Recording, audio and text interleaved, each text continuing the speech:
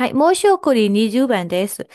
〇〇号室の原田さん、昨夜ティッシュペーパーを口に入れようとする行動がありました。すぐに声かけして止めましたが、今後も一食の危険があるため、日中の見守り許可をお願いします。はい。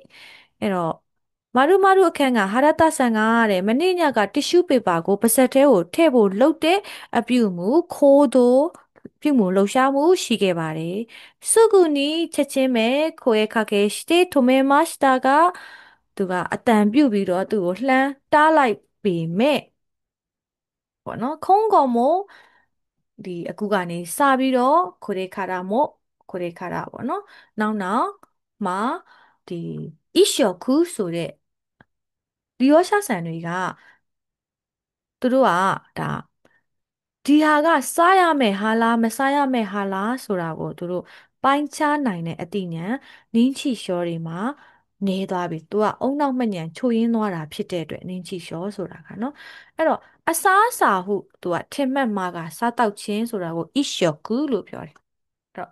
အီရှောကူနော်ခီခန်းကအာရုတမယ်